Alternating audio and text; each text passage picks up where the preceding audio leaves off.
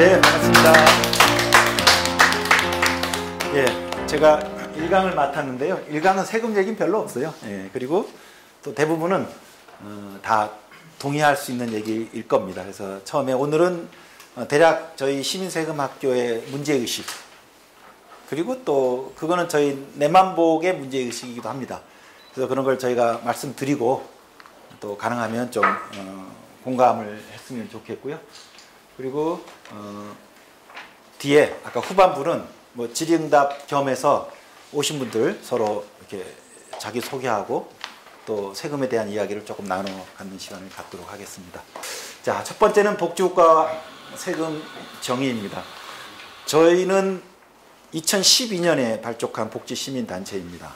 2012년이면 복지가 막 뜨는 시점이에요. 무상급식 논란이 2010년에 시작됐고 2012년 4월에 총선, 12월에 대선이 있었습니다. 박근혜 후보가 당선되던 해가 2012년인데 여야 가릴 것 없이 보수 진보 가릴 것 없이 다 복지국가 얘기했던 시점이에요. 그해 2012년 그 2월 달에 저희가 발족을 했어요. 발족을 했는데 그러니까 뭐 주위 분들이 그래요. 아니 다 복지국가 얘기하는데 뭐 당신들까지도 복지국가 얘기하냐. 당신까지 안 나서도 복지국가가 된다는 거예요.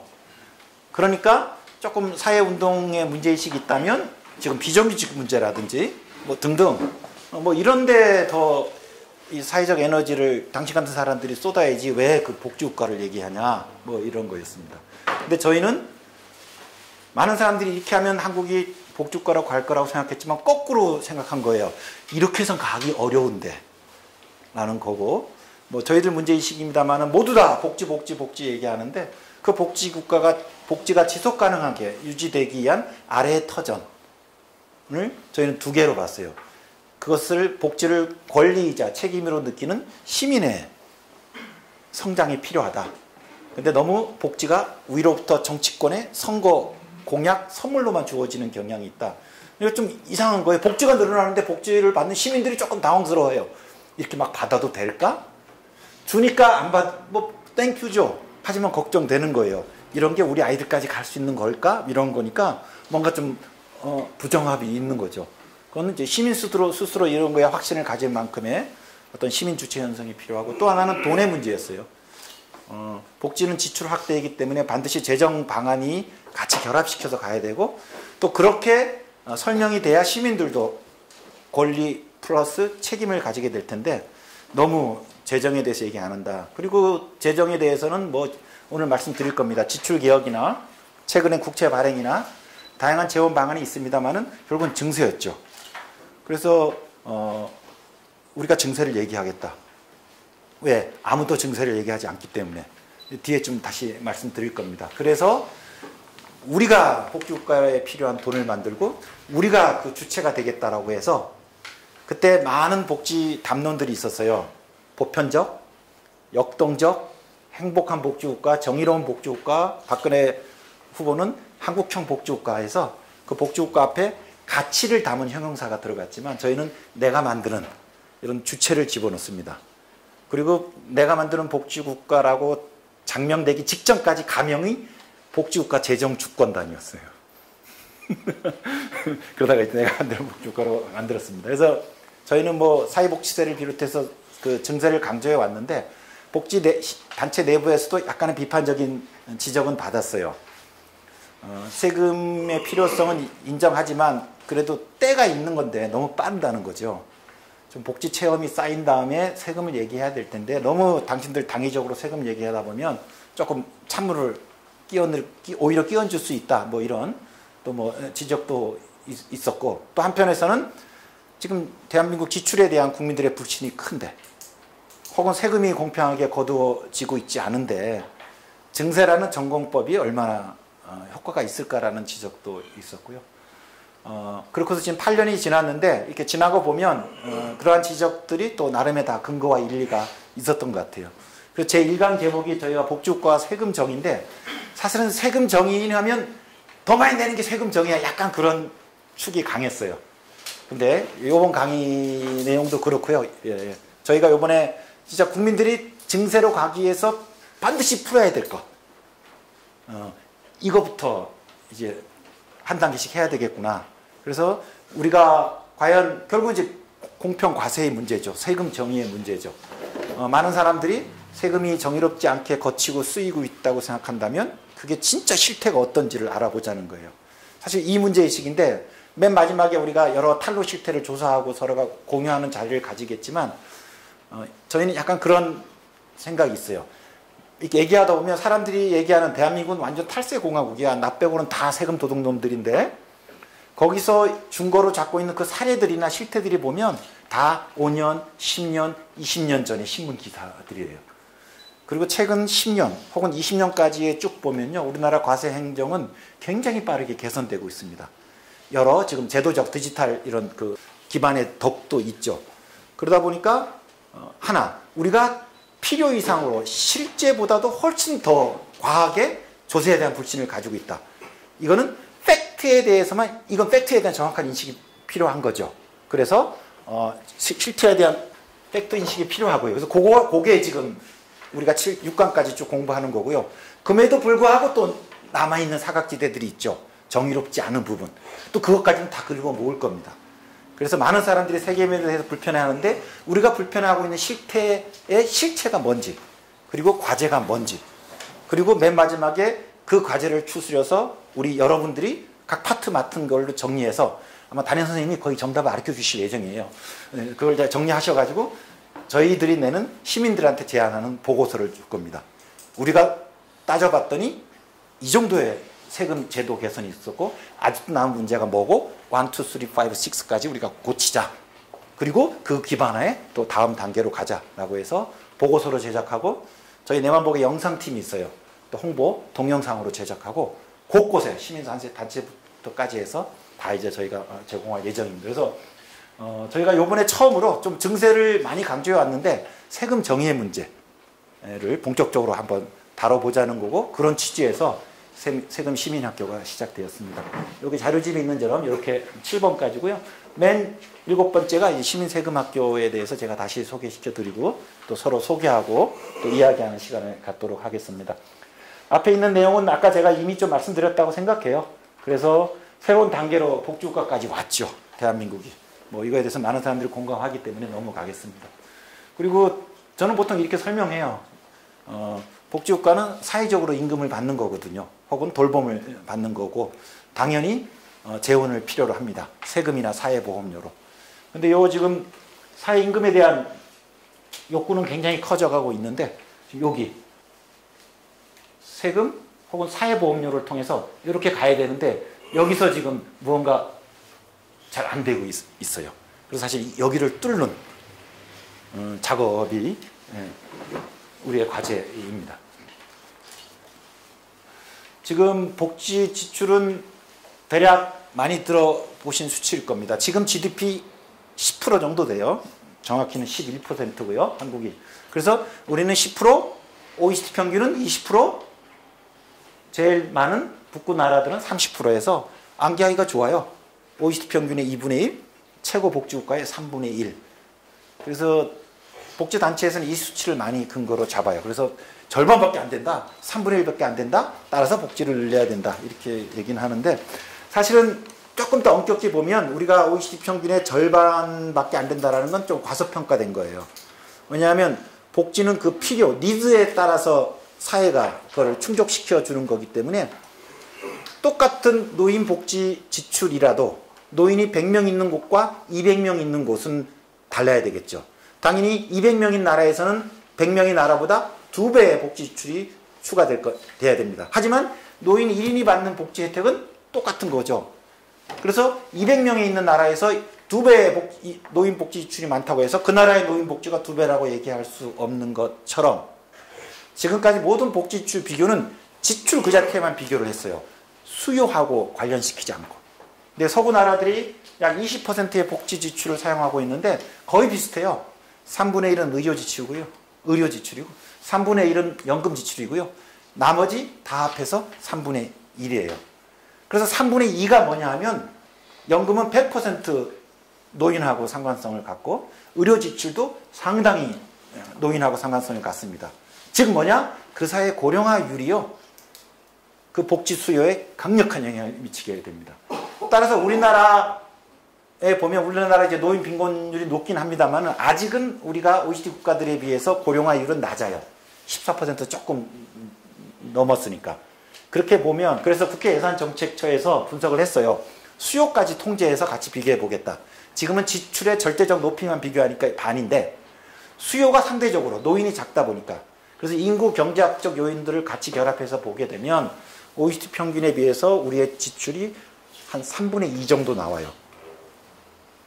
그래서 저는 실질적으로는 OECD 평균에 비해서는 3분의 2 정도라고 봅니다. 그럼 복지국가에 3분의 2 정도 접근했느냐? 그건 아니에요. OECD 평균이 3분의 2인 것이지 복지국가는 여기입니다. 그죠? 이 OECD에는 한국도 들어가고 칠레도 들어가고 터키도 들어가고 이렇게 해서 확 이렇게 평균을 낮추는 나라까지 들어간 거니까요.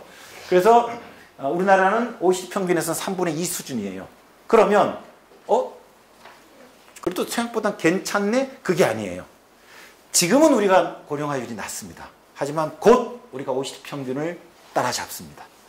그리고 2050년, 60년대에서는 60년부터는 일본까지도 따라잡아서 넘버1이 돼요. 거꾸로 뭐냐 하면 제가 같은 이제 오히려 한 10년, 15년만 더 지나게 되면 지금은 절대치의 비교가 우리의 것을 과소평가하지만 그때 되게 되면 절대적 필요가 이 수치가 오히려 우리를 과대평가해 버려요. 훨씬 더 낮은데.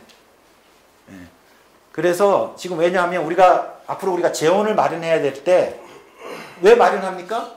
그 복지 수요 요구에 대응하기 위해서 마련하는 거잖아요. 근데 보통 보면 지금도 절대적 비교만 하게 되고 이제 정부에서도 미래 우리나라 복지 지출이 얼마가 되고 OECD 평균 얼마가 되게 하는데 오히려 미래에서는 우리를 과소평가하게 됩니다. 그래서 우리가 결국 이 증세도 복지 재원을 마련하는 게 굉장히 구체적인 목표 중에 하나인데 굉장히 조금은 좀 중대하고 심각하게 봐야 된다. 우리 고령화율이 무척 빠르기 때문입니다. 앞으로 복지가 많이 늘어왔는데 앞으로 또 더 늘려야 될 거예요. 지금 GDP 10%, 11% 복지 지출이면요. 현재 우리나라 GDP가 한 1,900조 정도 되거든요. 그러니까 11%면 한 1,900조 정도 되는 겁니다. 190조 정도. 중앙정부와 지방정부의 복지 지출을 합해서 한 190조 정도가 지금 우리나라에서 지출을 행해지고 있고 이 수준에 대해서 이 정도면 됐어라고 평가하시는 분도 있고 많다라고 생각하시는 분도 있고 더 해야 된다고 생각하시는 분도 있지만 당연히 저희는 더 해야 되겠죠. 대략 내가 만드는 복지국가가 요구하고 있는 복지 요구들입니다. 기초요금 지금 30만 원인데 50만 원으로 올리자. 10조 조금 더 필요합니다. 지금 노인수 기준으로. 근데 곧 노인이 2배로 늘어날 때문에 만약에 이 요구안을 실현하기 위해서는 지금 10조가 더 필요한데 한 15년 후에는 20조가 필요한 겁니다. 똑같은 50만 원이에도 모든 금액이 다 해요. 그 다음 의료에서는 저희가 100만 원 상한제, 100만 원까지만 본인이 부담하고 모두 다 건보가 해결하는 것 15조가 더 들고요. 상병수당 도입하면 제대로 도입하면 한 3조가 더 들고요.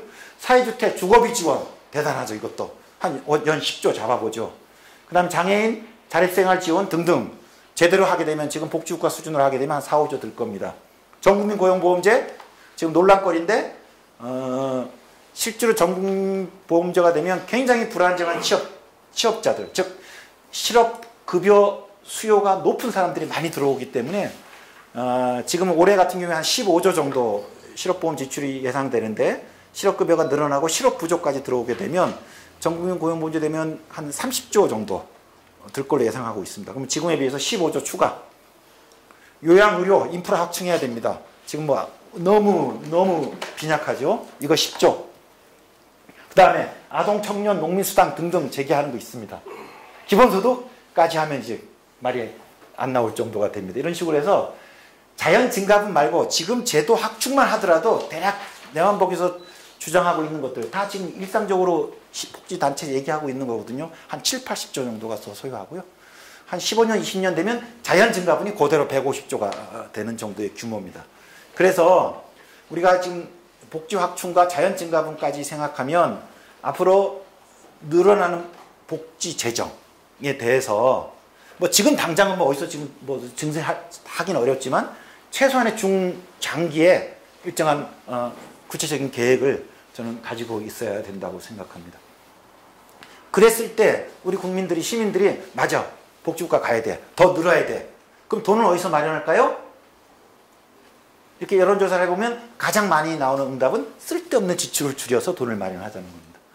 이번에 재난지원금 할 때도 10몇 조짜리 할 때도 다 긁어 모아서 지출개혁으로 하고요. 모든 대선 후보들이 재원 마련 방안의 제1 첫 번째는 지출개혁입니다. 왜냐하면 시민들이 그걸 원하니까. 그래서 저희도 증세 얘기하면 증세도 좋지만 지출개혁을 해서 돈을 마련할 수 있다면 그게 더 좋죠. 사실 그게 더 좋죠. 많은 사람들이. 그리고 문재인 후보 178조, 5년 동안 공약 재원이 178조예요. 거기서 3분의 1이 지출개혁으로 마련한다 그랬어요. 대선 공약집에서는 그 중에 절반이 90조를 지출개혁으로 마련한다 그랬고요. 이제 선거는 끝났으니까 두 달 후 그 국정 5개년 계획, 그 인수위원회 보고서 격이죠. 거기서는 60조로 조금 낮췄어요. 이제 집권 3년 됐죠? 3년이 지났으니 그 몇 조를 마련했나요? 우리 국민들이 유권자가 물어봐야 돼요. 그런 보고서 보신 적 없죠? 선거 때 반짝하고 지나가는 거예요. 왜? 국민들이 지출계획에 대한 욕구가 큰다는 걸 알고 선거 때 내지르지만 실제로는 한 번도 점검되지 않습니다. 그리고 많은 사람들이 세금 이야기할 때 아까 세금도 좋지만 지출개혁이 먼저 아냐 라고 말씀을 하시기 때문에, 그리고 또 충분히 근거 있는 이야기이기 때문에 제가 오늘은 세금보다는 한국에서 지출개혁이 과연 어느 정도 가능할까? 뭐 사실 이건 누구도 단언할 수는 없죠. 쥐어 짤수록, 수건을 쥐어 짤수록 뭐가 나오긴 나온다니까. 하지만 전체적인 우리 재정구조 그리고 지출구조에서 대략 어느 정도일까? 혹은 우리가 보통 기대하고 있는 그만큼일까? 아닐까? 정도의 감을 갖는, 뭐냐면 우리가 증세 논의할 때 조금 자신감을 가져야 되거든요. 야, 지출개혁이 먼저지라고 얘기할 때 예, 그 맞는 말씀이지만 사실 이러하기 때문에 지출개혁도 열심히 해야 되겠지만 세금을 갖고 전공법으로 갈 수밖에 없습니다. 이런 이제 스스로 정리를 하기 위해서 이걸 쭉 한번 살펴보겠습니다. 뭐 이런 거죠. 예, 툭툭. 예. 계속 이런 기사 보다 보니 돈이 다 술술 새는 걸로 우리가 기사 볼 때마다 확신을 가지게 됩니다. 이거 뭐처럼 2012년 대선이나 2017년 대선이나 모든 후보들이 내가 대통령이 되면 지출구조 하겠다는 거예요. 대단해요. 예. 이재명 후보는 성남시장 할 때 전체 지출의 7%를 자기가 줄였대요. 그리고 그때는 이제 400조였거든요. 중앙정부의 총지출이. 내가 성남시에서 일을 해본 사람이 할 줄 아는 겁니다. 내가 성남시에서 7%를 줄였는데 그래서 내가 대통령이 되면 7%를 줄이겠다. 28조. 그래갖고 이거 가지고 못 쓰겠다 이런 식으로 얘기를 했어요. 그러니까 이런 공약이 가장 매력적이거든요. 그렇지. 한번 실행해 본 사람이니까. 그리고 7% 정도는 쳐야지. 예산에. 그러니까 굉장히 매력적인 공약이죠. 뒤에 조금 이거 살펴보겠습니다. 이런 식으로 자기가 당선되면 모두 지출개혁으로 재정 마련한다 그래요. 문재인 대통령 빨리 보고하세요. 3년 지났으니까 60조 중에 얼마를 마련하셨는지. 그리고 우리 보통 시민들이 많이 생각하고 있는 지출개혁이 이런 쪽이죠. SOC. 샌다. 땅 판다. R&D. 쓸데없는 데 해가지고 대기업에다가 다 특혜준다. 그리고 국방. 그렇죠. 전투기 산다. 일자리. 그렇게 일자리에다가 수십조를 털어놓는데 왜 일자리가 안 느냐? 헛되이 쓰이고 있는 거 아니냐? 저출산 아까 나왔죠? 지금까지 10년 동안 뭐 150조를 썼다는데 출산이 떨어져. 결과적으로 뭐? 예산을 헛되이 썼다. 그러니까 뭐예요? SOC가 얼마야? 하루에 1년에 수십조. R&D가 수십조. 국방이 50조. 일자리가 수십조. 저출산이 3, 40조. 이것만 쫙 먹어도 한 200조가 나와요. 제가 바로 대선 공약 1호로 냅니다. 요 5개 분야에서 딱 20조씩 해서 100조를 마련하겠습니다. 그렇죠? 그래서 사실은 각각의 분야에서 지출개혁이 여지가 어느 정도 되는지에 대한 좀 꼼꼼히 따질 필요가 있다고 생각해요. 실제로 지금 정부도 지출개혁 강조하고 이번 코로나 재난지원금에서도 지출하는데 딴 데서 못 줄여요. 그러니까 그 뭐죠? 그 야간수당 그거 빼가지고 연차 쓰라고 그런 데서 무리 일으키고 그 다음에 업무 추진비 뭐 이런 거 쥐어짜는 거예요 진짜. 잘라면 여기를 해야 되고 여기서 5조, 10조씩 뚝뚝 띄어내야 되는데 못 띄어냅니다. 기재부는 증세를 싫어하거든요. 근데 대통령이 재난지원금 하라 그래서 10조 원이 필요해요. 당연히 기재부 입장에서는 지출계획을 해서 의미 있는 재원을 마련하고 싶은데 못 마련해요. 요번에 한 10조가량 마련한 것도 실질적인 지출계획은 아닙니다. 다 사업을 내년에 하면 돼요. 계약을 내년에 맺으면 되는 겁니다. 실제로 사업을 날려보내는 게 아니고 시기를, 타임테이블을 조정하는 방식입니다. 혹은 다른 기금에서 가져온 거나. 그래서 제가 요 5개 분야에 대해서 국방은 아니네요. 제가 국방은 결론만 볼 거고 간단히 살펴보겠습니다. 일단 우리가 지출 규모, 지출 규정을 얘기할 때 일단 우리는 재정 사이즈 자체가 작아요. 그래서 여기 보시면 OECD 평균은 40, 우리가 얘기하는 복지국가는 47. 우리는요, 보세요. 지금 문재인 정부 이전까지는요, 굉장히 오랫동안 GDP 32% 수준에서 거의 안 변했어요. 그러니까 기재부가 계속 그 똑같은 지출 규모를 계속 아주 잘 관리해왔죠. 그래서 딱 32% 수준 하다가 2018년도부터 소득주도 성장, 그리고 경기 침체 속에서 문재인 정부가 터닝을 합니다. 확장적 재정으로. 그래서 또 최근에 더 커졌죠. 재정이 계속 커지고 있어서 올해 지금 35인데 더 넘을 것 같아요. 이건 그 예측이었기 때문에. 그래서 지금 계속 커지고 있습니다. 굉장히 오랫동안 32로 굳어지다가 33, 34, 35 지금 이런 기준은 굉장히 커질 것 같아요. 일단 재정 규모는 커지고 있어요. 근데 러프하게 얘기하면 그래서 재정 규모가 1 내지 GDP 1 내지 2% 늘어날 때 지출이 늘어날 때 그러면 지출은 세입을 수반해야 되는 거잖아요. 세입은 둘 중에 하나예요. 왜냐하면 이 지출 구조 계획은 불필요하잖아요. 안 되는 거잖아요. 지출이 늘어나 버렸으니까. 결국은 국채하고 증세입니다. 증세 안 하잖아요. 그러니까 결국은 지금은요. 지금 GDP도 정체되다 보니까 재정 지출이 1 내지 2 늘면 국채가 거의 한 2배 정도 늘 것 같아요. 그래서 국채가 계속 축축 쌓입니다. 국채는 수턱이기 때문에 한번 증세는 매년 들어오는 거지만 국채 발행하게 되면 계속 쌓여 있는 거거든요. 그래서 뒤에 잠깐 나옵니다만은 지금 우리나라 국채 보유도 채무 비율도 계속 놀러가고 있습니다. 즉 문재인 정부 들어와서 재정 지출이 늘고 있어요. 꽤 빠르게. 그리고 거의 그 재원은 다 국채라고 보시면 됩니다. 국채 갖고 지금 재정을 키우고 있습니다. 2018년 기준으로 한 400조 조금 넘어요. 한 430조 정도 될 것 같네요. 지금은 한 530조 됩니다. 2018년 기준으로 430조인데요. 이런 거예요.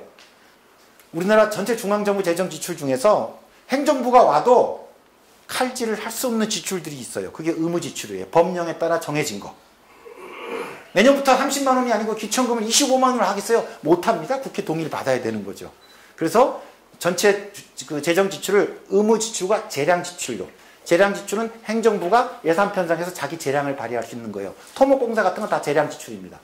복지 지출은 대부분 다 의무 지출입니다. 의무 지출이 절반이에요, 지금. 그리고 거기에 인건비가 있어요. 경직성 지출. 깎기는 어렵죠. 동결 정도 하죠.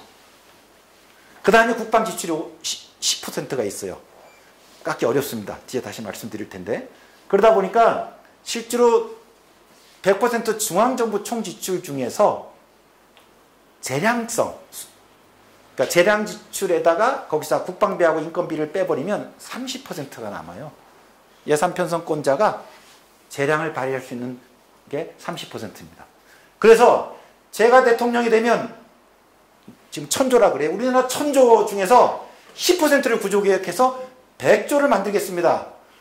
라면 이거는 굉장히 뻥입니다. 1000조가 있는데 우리 행정부가 개입할 수 있는 재량 지출이 한 30% 되니까 그 300조에서 10%를 까겠습니다. 물론 10%도 어떻게 구조조정할지 모르지만 최소한 이 정도 얘기하면 논리 구도가 맞는 거예요. 근데 중앙정부 지출을 전체를 주고 얼마를 싹둑 자르겠다? 이거는 제가 그래서 혼잣말로 했어요. 이재명 후보가 내가 성남시에서 7%를 줄였듯이 중앙정부 400조에서 7%를 줄여서 28조 마련하겠다고 해서 이분은 지자체만 계속 하면 딱 맞을 텐데 그러니까 중앙정부 지출 구조의 성격을 충분히 공부 안 하신 거죠. 이런 지적이 딴 데서 나왔어요. 그래갖고 후반부에 바뀌었습니다. 재량 지출 얼마로 줄이겠다고. 그래서 이미 지금 중앙정부 지출에서 재량 지출은 3분의 1밖에 되지는 않습니다. 이제 각 분야별로 볼게요. SOC. 사실 우리나라는요, 이제 더 이상 그렇게 토목이 강하다고 보기 어려워요.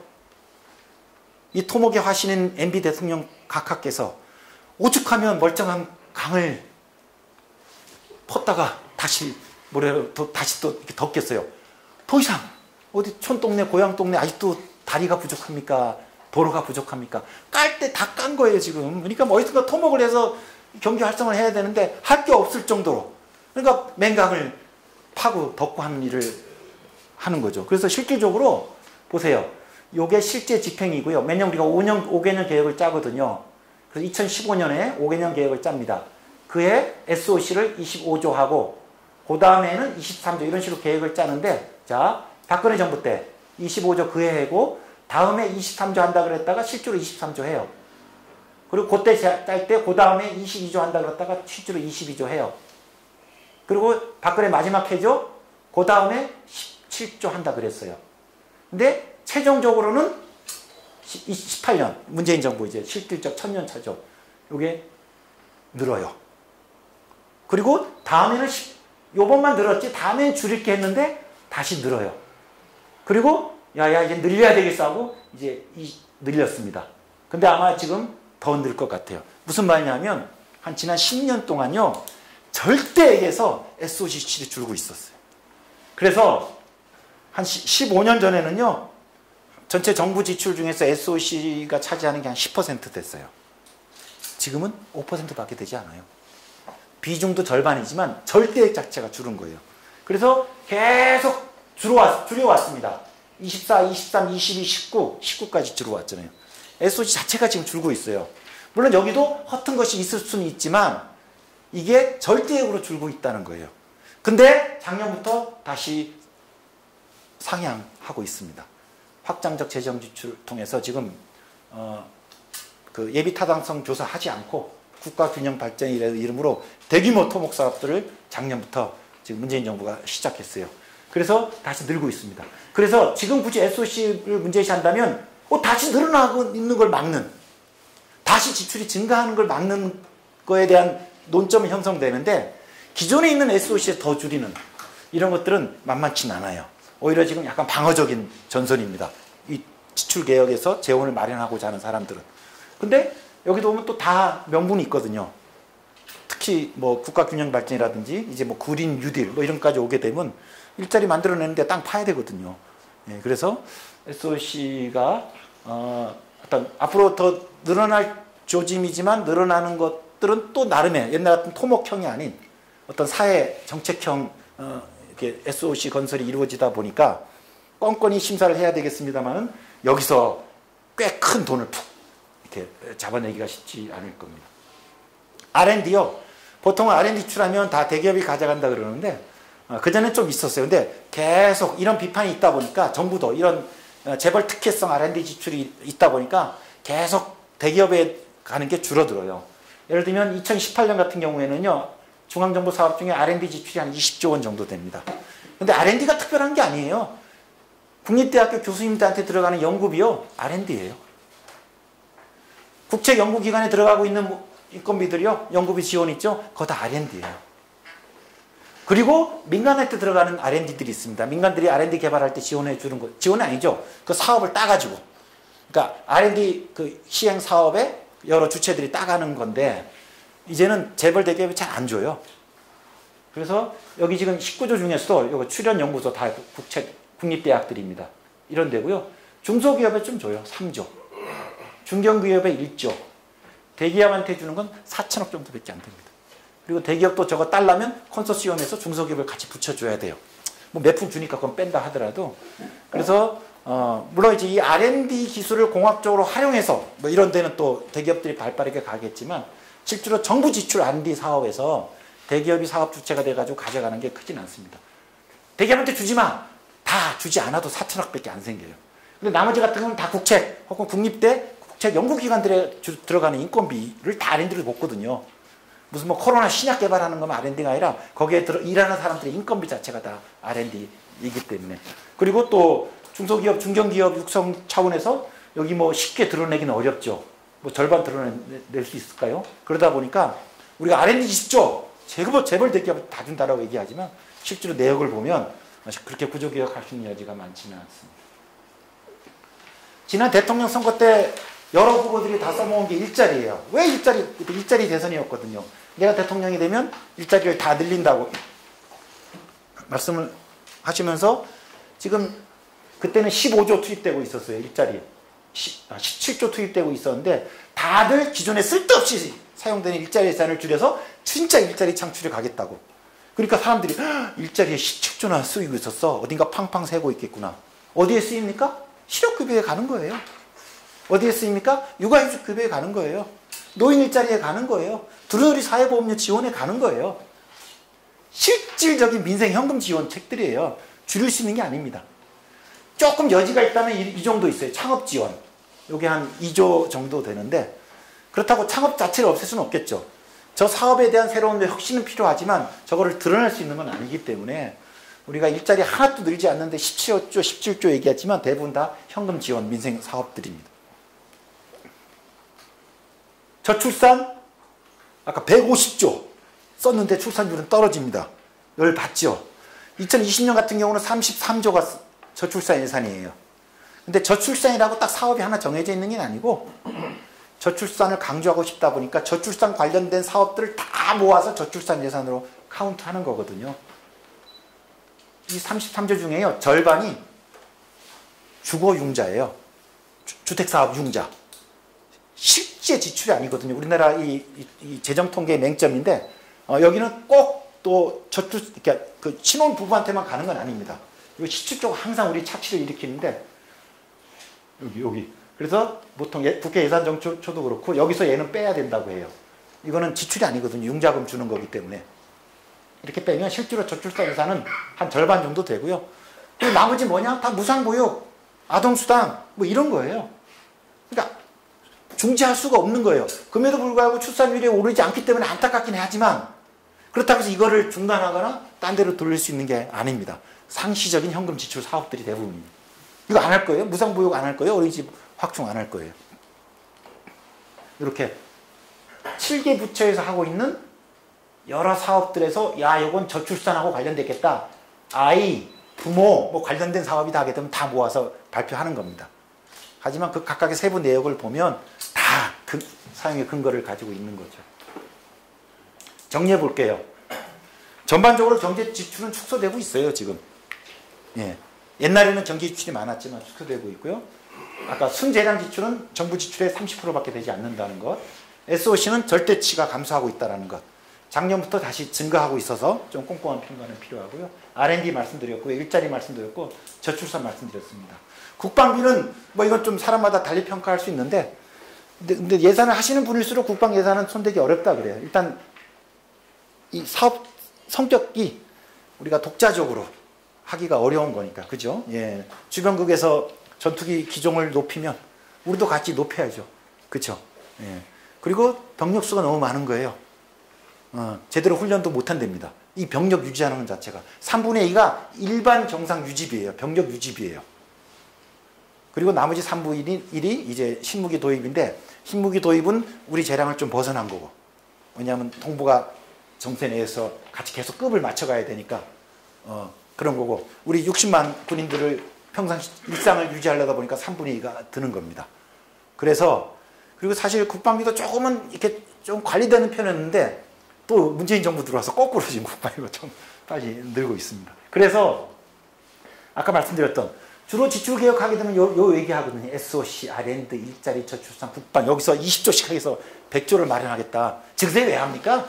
제대로만 써도 100조를 마련하는데 이게 굉장히 매력적일 수 있지만 사실 각 분야로 들어가게 되면 이미 그 분야의 지출 구조에서 의미 있게 상당히 드러내긴 어렵다는 거죠.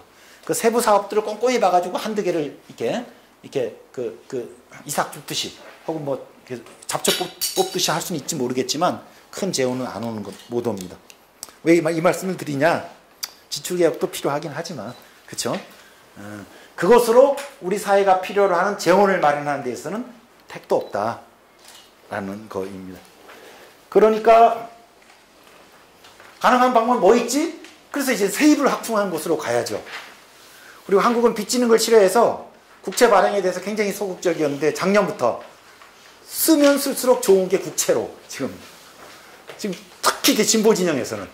그래서 오히려 지금 IMF, KDI 이런 쪽에서 증세 얘기를 솔솔 얘기하고 진보 쪽은 오히려 지금 증세 얘기를 좀 안 하는 것 같아요.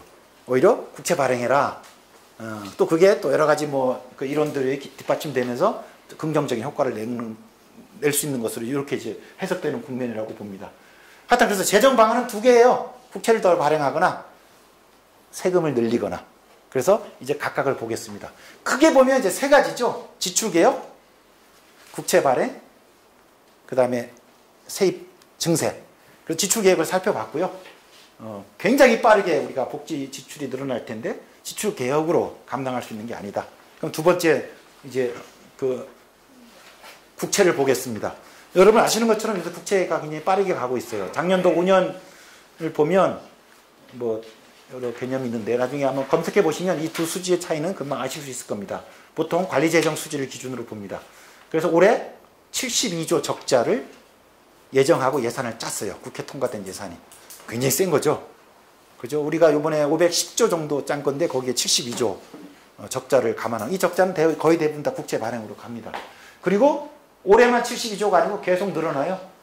그래서 5년짜 되는 23년에는 90조 정도의 적자. 굳이 거의 90조의 국채 발행을 염두에 두고 그린 겁니다. 그래서 국가 채무가 이렇게 계속 한 2%씩 매년 늘어나는 것으로 작년에 짰어요. 꽤 빠르게 짠 거죠. 짰는데 지금 작년에 짠 것보다도 더 빠르게 가고 있어요. 작년에 짤 때 기준은 이런 거죠. 언론에 많이 나오는 것처럼 우리나라 국가 채무 수준이 OECD 평균에서 굉장히 낮다. 그래서 OECD 평균은 110이고요. 우리는 40이니까 여력이 있죠. 여력이 있습니다. 그래서 저희 단체도 그렇고 저도 개인적으로 당분간 국채에 의존할 수 있다고 봐요. 근데 국제는 수통이기 때문에 계속 쌓이거든요. 지금은 이자가 낮으니까 이제 이자 비용에 대한 부담도 없어서 적극적으로 활용할 수 있지만 한번 쌓인 애를 다시 줄이기는 어렵거든요. 지금 세입 기반이 없으니까. 일단 쌓아놓고 늘면 늘지 안 줄을 거기 때문에 나중에 금융시장 변동에 따라 또 갑자기 굉장히 큰 부담이 될 수도 있고. 하지만 지금 절대 수준은 낮으니까 국채에도 의존하기는 해야 됩니다만은 너무 전적으로 국채에만 의존하는 게 과연 적절한가라는 문제의식을 가지고 있습니다. 예를 들면 잃어버린 10년을 보낸 일본 같은 경우도요. 한 20년이에요. 20년. GDP 70% 정도의 국가 채무를 갖고 있다가 바로 넘버원이 되는데 왜냐하면 이게 누적 효과 나는 계속 누적 나는 거고 지금 이자가 작지만 만약에 이자가 좀 높게 되면 그 스톡의 국채들이 계속 더 이자 비용으로 이자를 낳게 되는 거거든요. 그래서 이자 갚기 위해서 또 국채를 발행하는 게 이렇게 악순환이 되다 보니까 굉장히 빠르게 이렇게 늘어갔습니다. 우리는 지금 굉장히 양호하죠. 양호해서 지금부터 늘리긴 늘리되 좀 관리 가능한 정도에서 늘렸으면 좋겠어요. 지금 보면 이제 보세요. 아까 우리나라 국가 재정 규모가 GDP 32% 시점이었어요. 계속 32로 가다가 지금 35까지 늘어나고 있는데 지금 30에서 40까지 왔고 지금 1년 사이 작년에 38.1이거든요. 국가 채무 비율이. 지금 3차 추경에서는 국가 채무 비율이 44.5가 됐어요. 1년 만에 GDP 5.4가 지금 늘어났습니다. 늘어났고 제 생각엔 더 커질 수도 있어요. 이게 지금 거의 GDP 동결로 잡은 건데 지금 만약에 GDP가 더 작아지면 이제 분모의 영향으로 더 커질 수도 있습니다. 이렇게 되는데 문제는 이게 계속 쌓인다는 거거든요. 그리고 올해만 특이한 게 아니고 그래서 올해는 지금 112조 적자예요. 올해 112조 적자입니다. 나중에 추경까지 합치면 한 550조 될 것 같은데 550조 중에 110조를 빚으로 올해가 운영이 됩니다. 그런데 아까 장기 재정 운영, 중기 재정 운영 계획을 보면 앞으로도 계속 수지 적자는 더 커질 예정이거든요. 그래서 이런 지금 곡선이 예상이 됩니다. 다른 나라와 비교해 봤을 때 우리는 기축통화가 아니다 등등의 여러 지금 그 나라별 특성이 있는데 한국이 갖고 있는 또 하나 특성은 조세 부담률이 낮다는 거예요. 세입이 작다는 거예요. 그래서 사실 우리 지출 구조에서 한번 쭉 올라갔을 때 얘를 붙들어 내기가 되게 쉽지 않아요. 상시적인 적자 구조로 가기 때문에. 그래서 지금 고개를 쳐들고 올라가는 이 시점에서 단기적으로는 국채에 의존할 수밖에 없지만 지속적이고 안정적인 세입 기반인 세금에 대해서도 좀 본격적으로 얘기해야 된다고 생각합니다. 그리고 우리나라 국채는요, 국채 비율에는 약간의 착시가 있어요. 우리나라 국채를 과소평가하는. 그래서 뭐 이미 요 정부나 재정학 사이드에선 합의가 돼서 잘 얘기를 안 합니다. 별로 우리나라의 국익에 도움이 되지 않기 때문에. 근데 우리는 국민연금기금이라는 독특한 존재가 있어요. 그래서 국민연금기금이 보유한 국공채는 국가채무 계산할 때 내부 거래로 해가지고 빼버립니다. 그래서 그리고 또 그 연기금이 그런 스톡을 갖는 사례가 외국에도 많지 않다 보니까 그 연기금이 보유한 국채에 대한 아직은 국제 기준은 없어요. 그러니까 그냥 나라별로 하면 돼요. 그래서 우리는 안 잡습니다. 그리고 근데 200조면 GDP 10%이거든요. 예를 들어 국민연금기금이 갑자기 연금 지출을 해야 돼서 그 200조를 시장에 내다 팔잖아요. 국채 발행 하나도 없어요. 다 똑같고 시장에서만 국민연금기금이 내놓은 국채를 민간이 사들이면 둘이 거래했는데 국채 비율이 올라갑니다.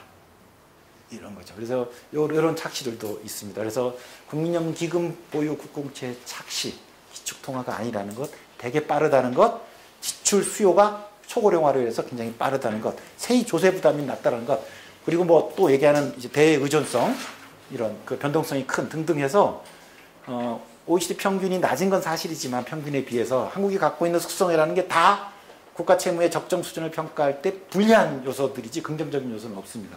그래서 지금 어쩔 수 없어요. 지금 확장 재정이 필요한 시기라서 국채는 가야 되지만, 그렇죠. 이제 오늘 주제입니다. 세입 확충에 대해서 조금 이런 시대적 소명의식을 가지고 지금 단기 과제는 아니더라도 긴 호흡에 논의를 시작해야 되는 거고, 그리고 이런 국민들의 정서까지 감안해서 조금 계획표를 짜자는 거죠. 그리고 아마 첫 번째 계획표에서 워낙 국민들이 세금에 대한 불신이 크다 보니까 그 불신의 실체가 뭔지, 과제가 뭔지를 일단 첫 번째 타켓으로 우리가 정해서 찾아보자라는 게 우리 시민 세금 학교입니다. 뭐 다 아시는 겁니다. 예, 그죠? 예.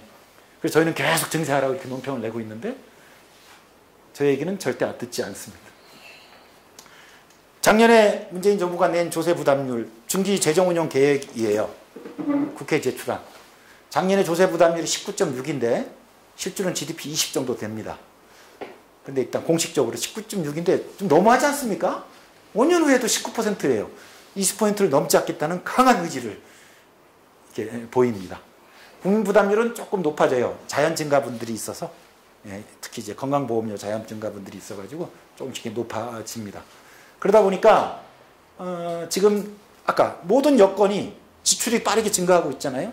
그리고 그걸 감당 못하니까 지금 올해 110조까지 지금 국채를 발행할 만큼 기조 가고 있잖아요. 앞으로도 그러한 기조로 가잖아요.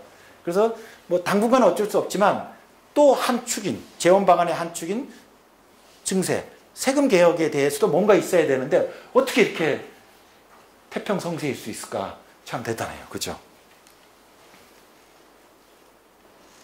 지금 2017년 기준으로 보면 엄격히 따지면 GDP 20이 나오거든요. 국제 기준에서는. 이렇게 보면 조세 부담률은 5%포인트가 낮고 국민 부담률은 7.4포인트 정도가 낮습니다.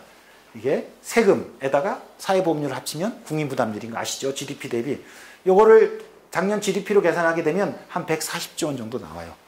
그래서 지금 1년에 세금과 사회보험료, 이제 국제 기준에서는 사회보험료도 다 텍스로 분류하거든요.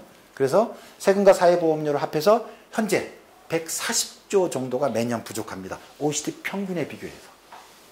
북부 유럽 나라들이 아닙니다. OECD 평균에 비해서 140조가 나와요. 그러면 사회보험료는 목적 재원이니까 그건 조금 떼놓읍시다. 그러면 조세로만 치면 한 100조 정도의 지금 부족이 있습니다. 그래서 궁금하잖아요. 어머, 세금에서만 100조가 부족해? 어디서 100조가 부족하지? 어디서 제일 세금이 비었을 것 같아요? 하나가 아니겠죠. 세금이 여러 가지 있으니까. 그러면 여기 있는, 얘는 아직 도입되지 않은 거고요. 여기 4개만 봅시다. 소득세, 법인세, 상속기능세, 소비세. 저 중에서 100조 부족을 만들어내는 데 있어서 다 일정한 영향을 미쳤을 텐데 부족하게 만드는 데 가장 큰 영향을 미친 세금은 뭘까요? OECD 평균 기준으로 비교해 봤을 때. 소득세. 소득세. 훌륭하십니다. 그죠? 예. 또 하나 꼽으면? 예? 소비세. 예. 거의 뭐, 시험을 보고 들어오신 것 같아요. 예.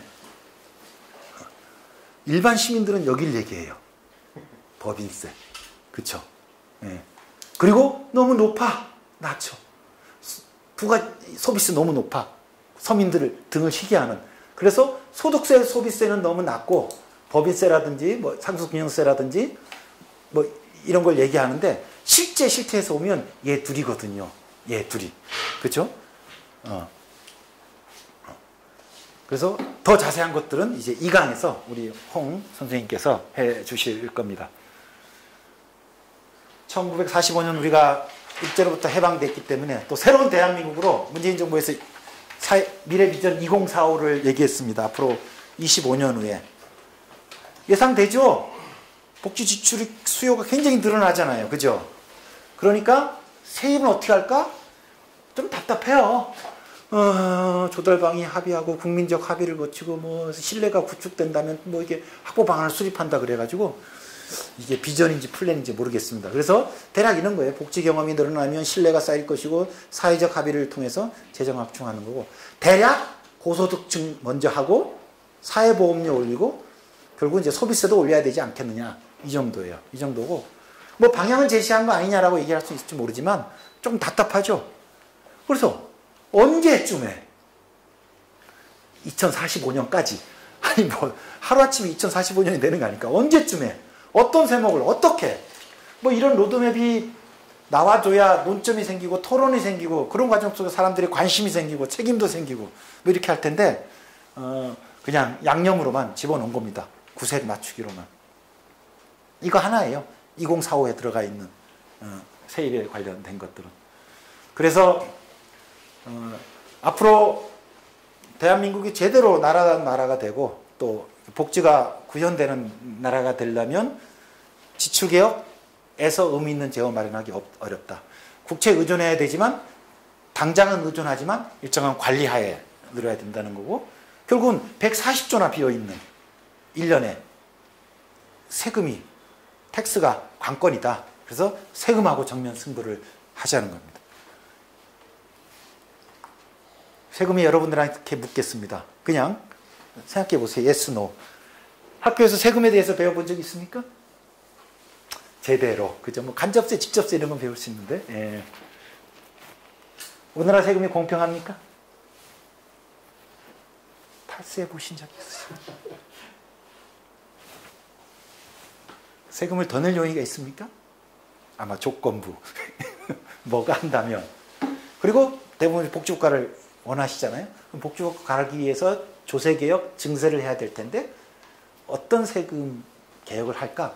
사실 이 정도는 수능시험 볼 때 아이들이 좀 어떤 뭐 법인세가 좋아요, 소득세가 좋아요. 아 이런 걸 왜 안 가르치는지 모르겠어. 다른 나라 수도와 뭐 이런 거 가르치지 말고 그건 그냥 저절로 아니까. 그죠? 한국 사회에서의 세금이 얼마나 중요하고 그리고 세금이 지금 굉장히 빈약하기 때문에 최소한 실태 진단하고 다양한 그 자기의 개혁 노선이 있을 거 아니에요. 그거에 대해서 좀 비교하게 하고 그죠? 그런데 사실 최종 목표는 이거예요. 세금 정의를 위해서 복지국가를 위해서 이런 방식으로 세금 개혁했으면 좋겠어 라고 시민들이 혹은 조금은 이렇게 활동가들이 얘기할 수 있었으면 좋겠는데 우린 뭐예요? 간단해요. 재벌 대기업들하고 이 고소득 전문가들하고 해외로 빼돌려 간 놈들하고 그리고 재벌 3대들하고 딱 몇 명만 호명해요. 걔네 다 모여봤자 돈 얼마 안 되거든요. 몇 명 안 되기 때문에. 그래서 쏙은 후련하고 적이 분명한데 상대가. 근데 그런 쏙이 후련한 대상이 아니고 실제로 책임 있게 대한민국을 제대로 만드는 데 있어 필요한 재원.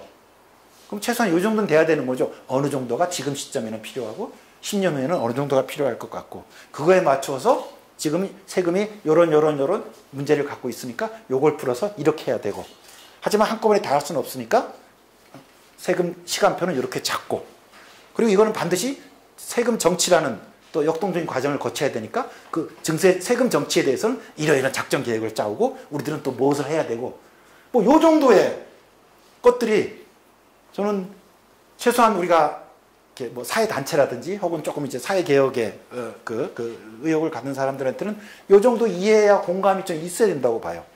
계속 재벌 대기업과 이종만 붙들어 가지고 세금이 나올 수 있는 게 아니니까. 탈세해 보신 적 있습니까에 대해서는 제가 묻지 않겠습니다. 나중에 이렇게 소개하실 때 자기 잠깐 소개하시고 그냥 서로를 이해하는 데 있어서 저는 이렇게 생각해요. yes, no로 하셔도 좋고요. 조금 부연 설명하셔도 좋습니다. 거기 자료집에 있으니까 5개에 대해서 다 잠깐씩 의견 말씀하셔도 좋고 4개만 하셔도 좋습니다. 자기 소개할 때 이렇게 저는 세금 배워본 적이 있어요. 이렇게 잘난 체 하셔도 좋고요. 예. 그래서 나중에 제가 다시 이렇게 해서 묻겠습니다. 왜 세금을 학교에서 이른바 공교육에서 배워본 적이 있느냐고 물어본 이유는 이게 헌법적 의무잖아요. 헌법이 자신의 구성원에게 세금을 납부하라고 명령해 놓고 세금이 뭔지, 한국에 세금이 몇 개인지 아세요? 많아. 그쵸? 근데 이게 어느 지금 공교육 책에서 배워본 적이 없거든요. 그 다음에 세금이 있는데 이 강에서 다룰 내용인데 그 중에서 이게 우리나라에서 가장 빈약한 세금이 뭘까? 정도는 꼽을 수 있어야죠. 뭐 이런 것들이 하나도 없는 거예요. 헌법에서 명령만 내렸지 우리가 사실 이렇게 이제 법률제가 발전했는데 이럴 때만 세금을 하는 거예요. 보통 때는 세금은 다 폭탄이고요. 개인적으로 혹 이런 경우가 생길 때, 그죠? 집을 팔거나 상속을 받으시거나 이럴 때 이제 저분이 회계사인데 저런 분들을 만나서 가지고 가장 맞춤형 절세 보고서를 받는 거죠. 그래서 우리가 세금을 공부한다는 건 제가 어떤 사례가 생겼을 때 전문가를 만나서 컨설팅 받는 것이 거고, 혹은 무슨 뭐 시험에 응시할 때 세금 공부를 하는 것이지 납세 의무를 진 헌법적 시민이 기본적인 교양으로서의 세금을 대해서 공부해 본 적도 없고 또 그런 걸 또 얘기하거나 또 토론할 기회도 되게 드뭅니다. 근데 이건 되게 중요하거든요. 아직도 우리는 이런 착취 수단으로 이해하고 있지만 결국은 세금에 대한 상징 이미지가 바뀌어야 되는 거죠. 이렇게 솔리더리티의 상징으로. 사실 결국 나라가 운영되는 게 공공재정을 갖고 운영되는 거기 때문에 거기에 투입되는 그리고 사용되는 과정, 재정을 마련하고 쓰는 과정 속에서의 신뢰 그리고 솔리더리티라는 가치가 사회 구성원한테 공유되지 않으면 세금을 마련하는 데도 어려울 것이고 또 나라가 제대로 운영되지 않을 겁니다. 시민세금 학교가 결국은 착취, 그렇죠? 원망의 대상인 세금을 우리 사회적 연대 대상으로 만들어 나가는 그런 미션을 지닌 학교라고 생각합니다. 혹시 주위에 나는 세금을 잘 내니까, 그죠? 나 빼고 개인적으로 옆에 사람들이나 세금을 회피한 사람을 알고 계세요? 요게 그 나라의 세금 신뢰를 할 때 굉장히 아주 기본적인 핵심 문항이에요. 이쪽 동네에서. 그게 이제 세금 대행. 우리나라는 뭐예요? 나만 잘 내고 다 도둑놈들인 거죠. 어머, 이 나라는 웃기네. 알지 못한대요. 안다라고 생각하는 사람은 16% 없고 76%는 알지 못한대요. 주위에 세금을 회피하는 사람은. 그게 뭐냐? 대부분이 다 세금을 잘 내고 있다는 믿음을 가진 나라죠. 아, 여기서 낸 거네. 스웨디시 텍스 에이전시. 스웨덴 국세청에서 매년 경년마다 이게 여론조사를 합니다. 우리는 공정하다? 공정하지 못하다? 3분의 2 나옵니다. 어느 나라냐? 이 단체가 있는 나라입니다. 한국행정연구원의 조사에 3분의 2가 나옵니다. 그래서 이제 세금에 대한 공평성에 대한 인식, 신뢰가 많이 다른 거죠. 많이 예상하셨을 겁니다. 그죠? 위에는 스웨덴입니다. 국세청을 신뢰하시니까. 어머, 3분의 2가 신뢰하고 신뢰 안 한 데는 9%밖에 안 돼요. 참 이상한 나라네. 그죠? 한국은 신뢰하지 않습니다. 그렇죠. 이렇게. 그래서 사실은 노무현 대통령이 진보의 미래라는 책을 퇴임하고 나서 쓰셨는데 이런 말이 나와요. 이게 그 진보의 미래 페이지 수가 안 좋고 맞네. 하여튼 세금 이게 지금 비전 2030을 내놓고 몇 조가 든다고 했거든요. 그리고 막 두드려 얻어맞습니다. 그리고 사실 다 날아간 건데 하여튼 세금 올리자는 이야기를 아무도 안 하는 데 대해서 저는 아주 심각한 유감을 갖고 저도 못 올리고 올려보지도 못하고 돈이 이만큼 필요할 것입니다. 비전 2030입니다. 계산서를 내놓았다가 박살나게 또 맞고 물려갑니다. 요게 그 진보의 미로라는 책이에요. 봉화마을에서 쓰시면. 그게 뭐냐면 대통령으로서 나는 실패한 대통령입니다. 왜냐하면 진보의 나라를 만들고자 했는데 자기는 못 만들었어요. 하지만 나는 못했지만 이제 앞으로 깨어있는 시민들은 진보의 나라를 만들어 달라 라고 해서 깨어있는 시민들, 이 책을 읽는 사람들의 주문이거든요. 나는 세금 올리지 못하고 말도 꺼내지 못하고 박살나고 물러가지만 이제 여러분들 깨어있는 시민들 해주세요라는 이제 그런 겁니다. 제가 좀 야비하게 대비는 하는데 그의 절친 대통령입니다. 그죠? 그죠? 없다 이렇게 다 얘기합니다. 제가 개인적으로 이 내가 만드는 복지국가 운동을 하고 특히 증세에 관심을 갖게 된 게 요거 때문이에요. 그 보편복지 무상급식 논란이 막 뜰 때 2011년 정도 될 거예요. 국회에서 그때 막 증세 토론이 이루어졌어요. 어떤 분들은 증세 없는 복지는 사기다 이런 식으로 막 증세 얘기도 하고 딱 가는데 증세 토론이었어요. 끝나고 이제 그 국회 식당에서 점심을 먹는데 앞에 의원 몇 분이 계셨어요. 또 제가 그랬죠. 버릇처럼. 아이고 복지국가 보편복지 말씀하시면 증세도 얘기해야죠. 그랬죠. 뭐 그냥 일상 하는 얘기 했더니 한 분이 저를 딱 들여다보더니 아니 오 선생 참 답답하십니다. 아니 그걸 몰라서 말씀하시냐고. 뭐 내가 뭔 잘못을 했어. 속으로 이런 심정이었는데 저희도 알아요. 아 복지하려면 증세해야죠. 근데요 이 말씀하셔요. 증세 물론 필요하지요. 그런데 정치권은 말 못합니다. 왜? 우린 유권자의 표를 먹고 사는데 유권자가 증세를 원하지 않는데 우리가 그를 대변해서 표를 모아서 집권하는 이 동물인데 우리가 왜 증세를 얘기합니까? 그때 제가 빡 맞았어요. 항상 이 정치권들 치사한 놈들 복진 얘기하고 증세 얘기 이렇게 하다가 그렇구나 이걸 정치권을 욕할 게 아니구나. 결국은 증세 논의가 확장되지 못하는 것은 결국은 그들도 사실은 피동이에요. 복지를 원하는 시민 스스로 증세를 얘기하지 않는데 어떻게 증세 논의가 물꼬를 틀 수 있는가. 따라서 증세 이야기는 정치권에서 너희들 증세를 이야기하라고 요구하는 게 아니라 우리가 서 있는 곳에서부터 증세 이야기가 터져 나와야 된다. 증세의 첫 단추는 정치권에 있는 게 아니고 우리 시민 스스로에게 있는 거구나. 그래서 재정주권단 이제 내가 만드는 복지국가를 하게 된 겁니다. 그리고 이제 노무현 대통령도 그런 문제의식을 가지고 있었는데 하여튼 그 후속 친구들은 굉장히 그 상처를 아직도 이기지 못하고 계속 증세엔 소극적입니다. 그래서 아까 그 문제의식이에요. 아래로부터 시민 스스로 세금 정의 활동이 필요하다. 여기서 고지가 기반이 토대가 마련돼야 비로소 사회적으로 정치적으로 논의가 확산될 수 있다는 겁니다. 그걸 어떻게 만들까? 근데 쭉 보니까 우리 모두 다 조세 저항의 전사 투사들이에요. 나 빼고는 다 세금 도둑놈들입니다. 술 먹다가 세금 얘기만 나오면 그냥 다 정의의 사도가 돼서 다 때려 죽이려고 그래요. 여기서 어떻게 우리가 소곤소곤 증세를 얘기할 수 있을까? 그리고 혹시 우리는 소득세하고 소비세가 부족한 것 같아. 야, 이 재벌 대기업을 때려 이렇게 가거든요. 여기서 어떻게 세금에 대한 물꼬를 틀 수 있을까? 참 과제입니다. 그걸 이제 우리가 해야 됩니다. 저는 이런 여론조사 결과에 힘을 받습니다. 그죠? 복지가 는다면 세금을 제대로 내겠습니까? 하면 또 이렇게 대답을 해요. 또 어떤 분들은 저거 못 믿는다 그럽니다. 진짜 세금 낼 때는 저렇게 얘기 안 하고 세금 안 내고 그냥 설문조사니까 이렇게 했겠지. 하지만 10년 전과 비교해 보면 또 완전히 다른 응답들이죠. 이건 뭐 일반 민간 여론조사인데요. 여기도 보면 조세에 대한 부담은 되게 그 부정적인 인식은 강해요. 근데 여기 보면 아까도 얘기했던 금에도 불구하고 공평하게 거둔다면 제대로 쓰인다면 안 낼 이유는 없지라는 그런 세금에 대한 윤리적 당위적인 생각을 갖고 있는 것 같아요. 근데 지금 하도 엉터리니까 세금 안 내는 게 조세 정의라고 생각하는 거죠. 내가 이렇게 내서 쟤들이 허투게 쓰는데 차라리 안 내버려야지. 응징하는 거죠. 그러니까 조세 정의에 안 내므로써 저항함으로써 조세 정의라고 생각하게 되는데 그럼에도 불구하고 그렇지 않고 상황이 바뀐다면 굉장히 적극적인 참여자가 될 수 있다고 봐요. 그리고 최근 이제 헬조선, 대한민국의 격차 사회가 너무 고착화되고 자식 세대가 걱정되고 그러다 보니까 세상이 좋아진다면 복지가 는다면 세금을 더 낼 용의가 있다. 그리고 이것도 투명하게 거친다면 저는 그래서 우리 시민들은 지금 이런 약간의 헷갈린 상태에 있어요. 아노미 상태에 있어요. 세금에 대해서.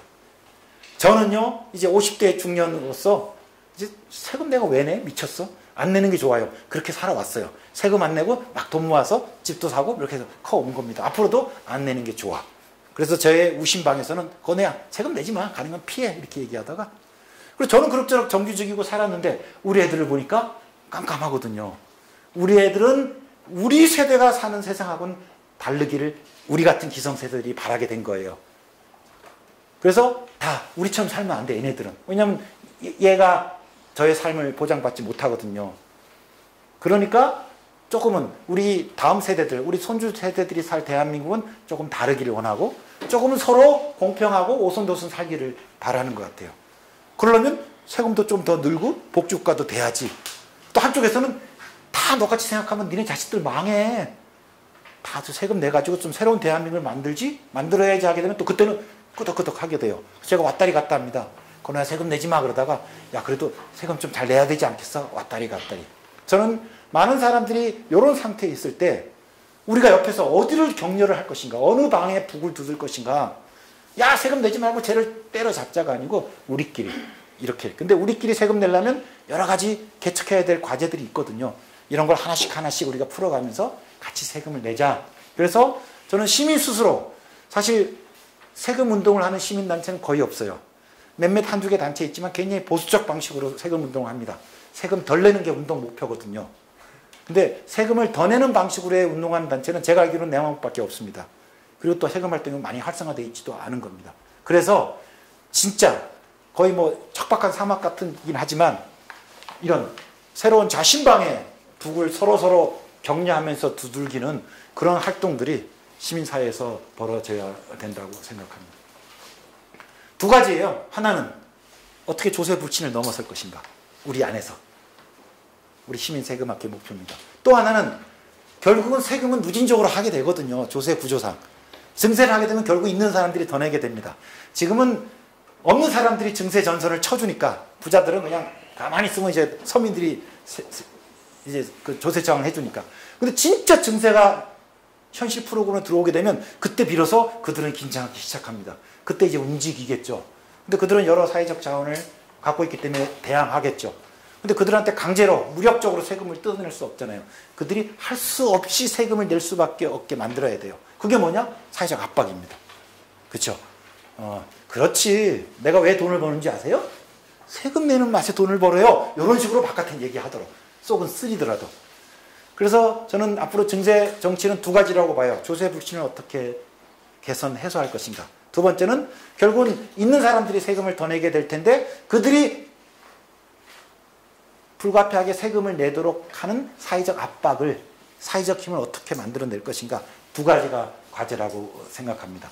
그래서 첫 번째, 그 불신을, 세금 불신을 어떻게 벗어날까? 그렇죠? 공평과세와, 공평과세는 거두는데 정의롭게 걷는 거고요. 저희가 주창하는 건데 복지 증세는 더 거두는 걸 복지에 쓰는 겁니다. 그래서 여기 지금 사회복지세라는 조도 하나 만드는데 이거는 아시는 것처럼 교육세처럼 여기서 거둔 건 반드시 교육청에 다 주듯이 이렇게 거둔 건 다 복지에 쓰도록 복지특별회계를 만들어서 그러면 이게 SOC나 R&D나 국방비로 갈 염려는 없거든요. 지금 워낙 지출에 대한 불신이 크니까 이런 복지 목적 증세로 해서 이런 세금 거두고 쓰는 데에 대한 국민들의 불편을 좀 줄이고요. 또 하나 어떻게 사회적 압박을 만들 것인가. 좀 단순한 생각인데 결국은 쪽수다.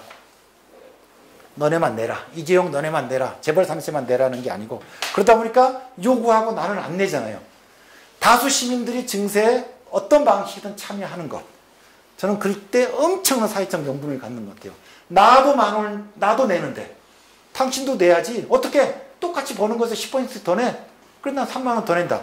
너 나보다 월급 10배야? 그럼 너는 30만 원 더 내. 뭐 이런 식이죠. 그리고 또 이거는 정유 구조지만 대부분의 직접세들은 또 누진 구조를 가지고 있기 때문에 현행 세금 제도에서 그냥 더 내기만 하더라도 굉장히 강한 누진도를 가지게 되거든요. 근데 지금은 너만 내라. 핀셋 갖고 딱 찍어가지고 하고 있는데 그러지 말고 그냥 인해 전술입니다.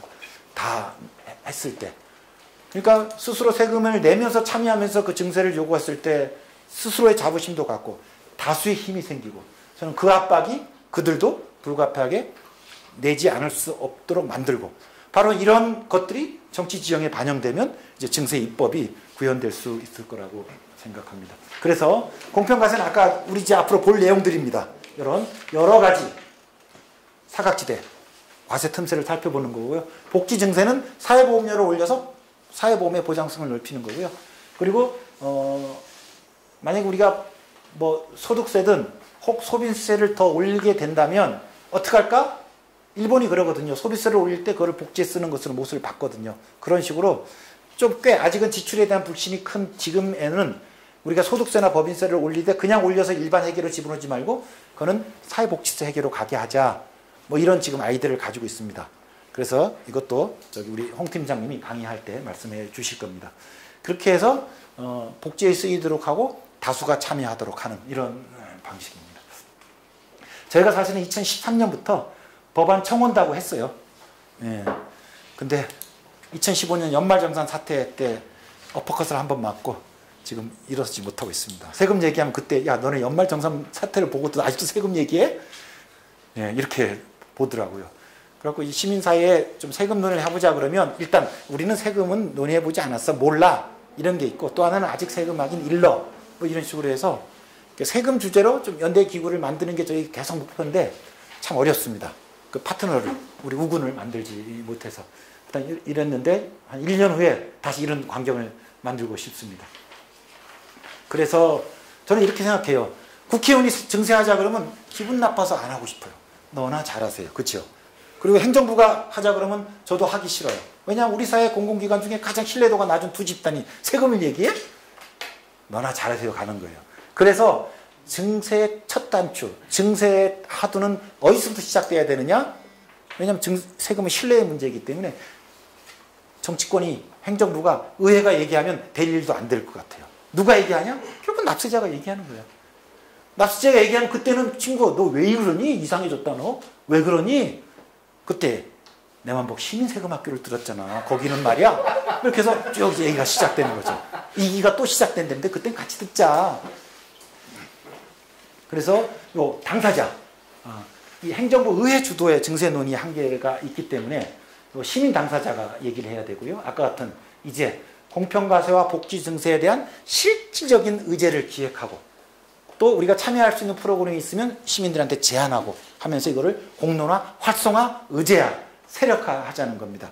그래서 제가 좋아하는 표현인데 내라에서 내자로 물귀신 작전입니다. 예.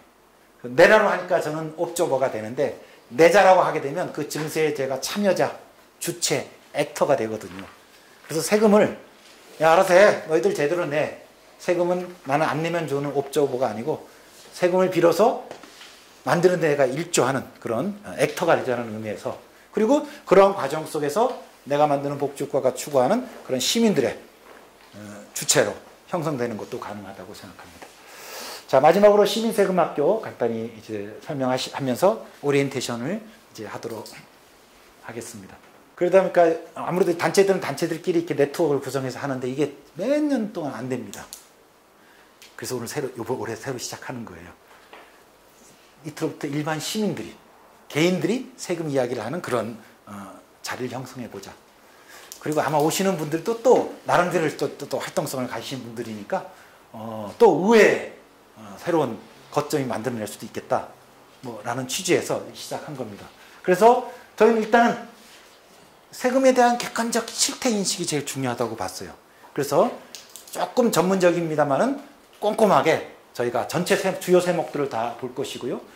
그리고 마지막에 저희가 탈루 이런 것들에 대한 유형 조사도 하겠지만 조금은 대략이라도 또 저희 내만복도 같이 참여해서 조금 우리가 미래에 어떤 방식의 복지 혹은 세금 로드맵을 가져야 될지에 대해서 우리가 공유할 수 있도록 한번 좀 자리를 가도록 하겠습니다. 우리가 9월 달에 3번의 워크숍이 예정되어 있습니다. 그리고 또 하나는 그런 전체적인 로드맵이 있을 때 워낙 세금이 많잖아요. 그래서 사실 이게 하나 이렇게 사회활동 운동으로 되려면 의제 설정이 돼야 되거든요.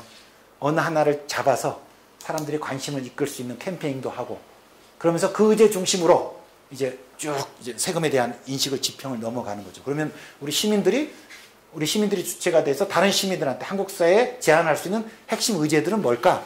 굳이 예를 들면 저희는 지금까지 사회복지세를 그렇게 했던 거예요. 성공하지 못했습니다. 그럼 또 사회복지세가 될지 혹은 또 다른 거가 될지 모르겠지만 뭐 그런 의제 기획했으면 좋겠고요. 그걸 가지고 이제 아래부터 여러 세금 정의 활동을 피우는 겁니다. 저희는 매달 코로나 때는 못하고 있지만 매달 마지막 주 금요일은 저기 광화문 청계천 입구에서 이렇게 복지국가 촉구를 하고 있습니다. 뭐 가끔 사회복지세 도입하자는 주제로도 합니다. 마지막 슬라이드인데요. 여기 지금 요번에 시민세금학교이고요. 아까 담임선생님이 말씀해 주신 것처럼 7강 공부할 거고요.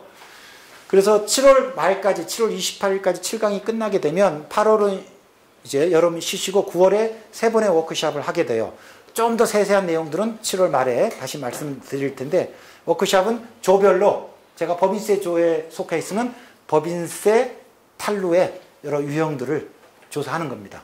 그거는 담임 선생님이 다 컨닝 페이퍼를 주실 것 같은데 국세청 자료, 언론 자료 혹은 여러분이 또 실생활에서 본 거 있으면 그런 걸 모아서 한 3, 4쪽 정도 이렇게 조해서 작성하시면 되고 이렇게 되면 저희가 그거 가지고 보고서를 만들 거고 그 내용을 바로 또 영상화 시켜서 영상 보고서와 이제 그 백서 보고서를 만들게 됩니다. 그리고 가능하면 이 백서와 동영상들을 여러 곳에 알리고 그리고 이제 우리가 어떤 핵심 의제에 대해서 조금 공감대가 마련되면 또 그거 중심으로 뭐 당장 올해는 아니겠지만 뭐 그런 의제 기획 활동도 시민사회에서 이루어지기를 바랍니다.